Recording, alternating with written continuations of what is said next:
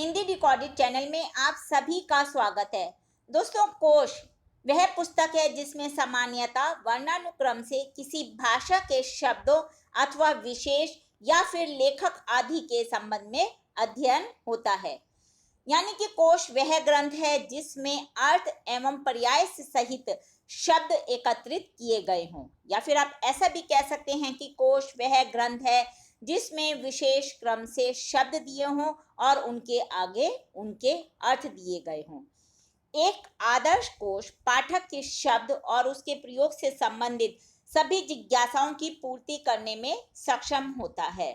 वर्णानुक्रम से शब्दों के प्रयोग का ऐसा व्यवस्थित क्रम जिसमें व्यक्ति को किसी विशेष शब्द से संबंधित जानकारियां प्राप्त करने के लिए कठिनाई ना हो, उसे ही कोश कहा जाता है। तो दोस्तों, जैसा कि आप समझ ही गए होंगे कि हम आज के अध्याय में चर्चा करने वाले हैं कोश, यानी कि जिसे हम अंग्रेजी में डिक्शनरी कहते हैं, उसकी परिभाषा और उनकी क्या उपयोगिता है। साथ ही साथ हम ये भी जानेंगे कि एक कोश की क्या सीमाएं होती हैं। तो चलिए दोस्तों, शुरू करते हैं अपना आज का अध्याय और सबसे पहले जानते हैं कोश की विभिन्न परिभाषाएं। पहले हम जानते हैं डॉक्टर भोलानाथ तिवारी क्या कहते हैं। उनके अनुसार यूं तो कोश की एक पूर्ण परिभाषा देना अत्यंत कठिन है, फिर भी उन्होंने कहा है कि काम चलाऊ ढंग से कोश की परिभाषा कुछ इस प्रकार उन्होंने दी है।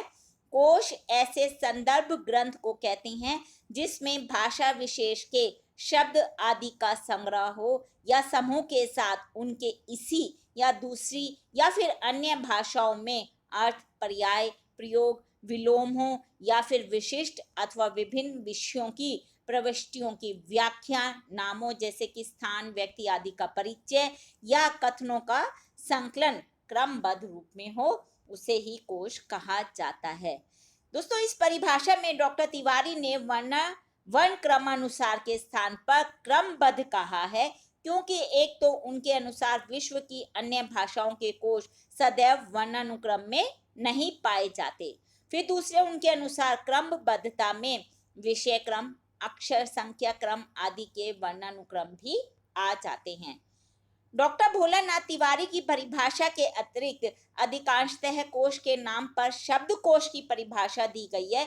यानी कि सिर्फ डॉक्टर भोलानाथ तिवारी ने हमें कोश की एक परिभाषा देने की कोशिश की है।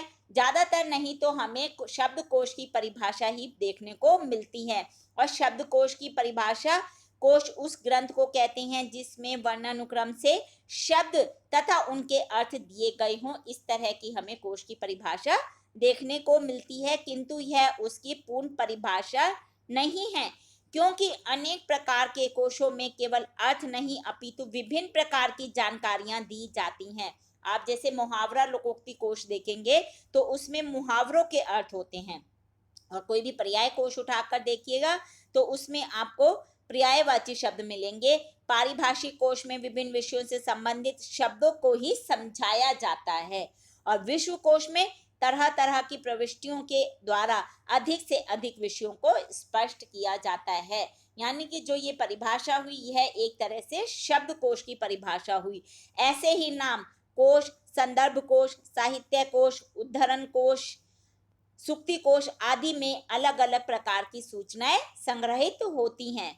यानी कि कोशों के इस व्यापक स्वरूप को देखते हुए कोश को एक सीमित परिभाषा में बांधना अत्यंत कठिन है। फिर भी डॉक्टर भोलानाथ तिवारी ने कोशिश की है हमें एक कोश की सटीक परिभाषा देने की।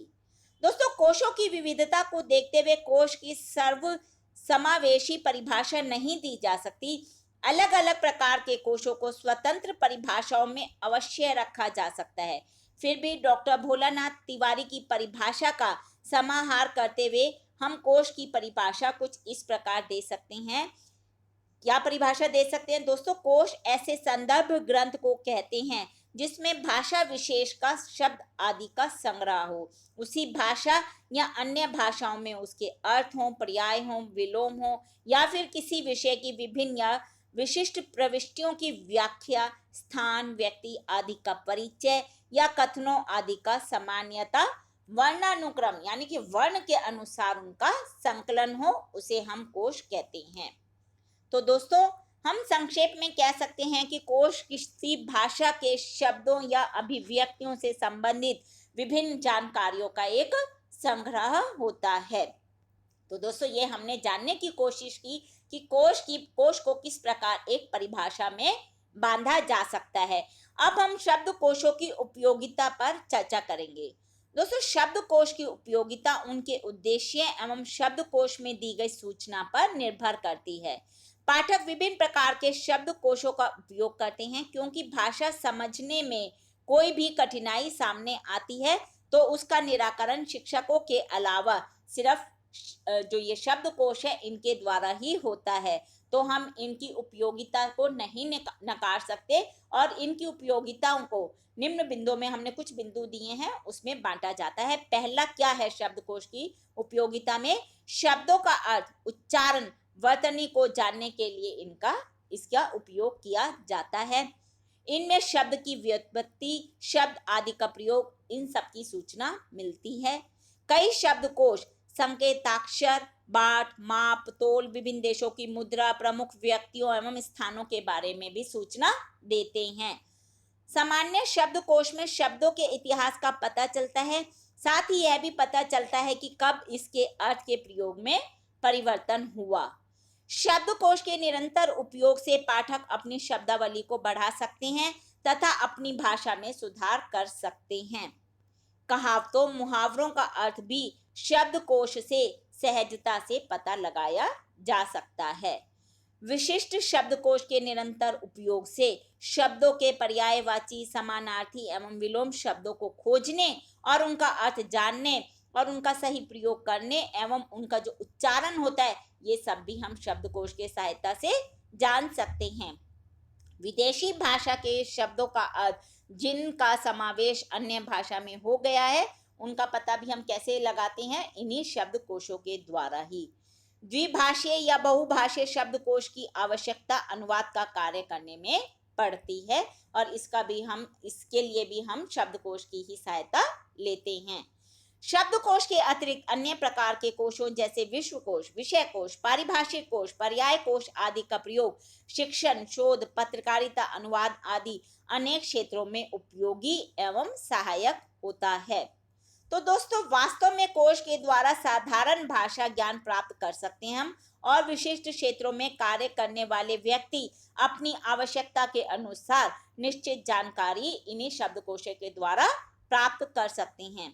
कोश के विभिन्न प्रकार के उपयोगों को देखते हुए कहा जा सकता है कि कोश अज्ञात को ज्ञात, यानी कि जो हम नहीं जानते उसको भी हम जान सकते हैं, या फिर यदि हमारी आधी अधूरी जानकारी है तो उसे भी हम पूरी जानकारी के रूप में जान सकते हैं। उसके लिए भी हमें कोश की ही सहायता लेनी होगी। शंकाओं, जो हमारे मन में कोई शंका होती है, उसका समाधान के लिए भी इनका प्रयोग अत्यंत महत्वपूर्ण माना जाता है। तो दोस्तों, ये हमने जानी कोश की परिभाषा और उसकी उपयोगिता के विषय में। अब हम शब्दकोश की कुछ सीमाएं होती हैं, उन्हें भी जान लेते हैं। दोस्तों, यह एक वेधशाला है, इसमें आपको शब्द मिलेंगे लेकिन संरक्षिका नहीं, यानी कि ऐसा नहीं है कि हर शब्द आपको कोश में मिल जाएगा, क्योंकि इसको करना एक बहुत ही मुश्किल कार्य है।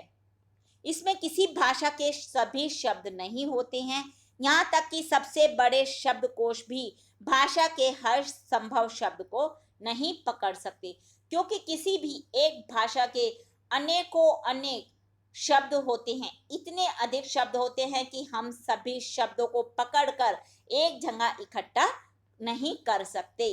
तो इसलिए इनकी शब्दकोशों की भी कुछ सीमाएं होती हैं। दोस्तों, आज के अध्याय में हमने जाना कोश की परिभाषा, इसकी उपयोगिता और इनकी सीमाओं के विषय में। हिंदी भाषा के और भी प्रमुख विषयों पर हम अपने आगे के अध्याय में समय समय पर चर्चा करते रहेंगे, लेकिन दोस्तों उसको सुनने के लिए आपको मेरे इस चैनल को लाइक और सब्सक्राइब करना होगा। साथ ही दोस्तों, आप अपने मन में उठने वाले हिंदी भाषा से संबंधित किसी भी प्रश्न को मुझसे कमेंट बॉक्स में पूछ सकते हैं, मैं शीघ्र ही उसका उत्तर देने की कोशिश करूंगी। धन्यवाद दोस्तों, आपका दिन शुभ हो।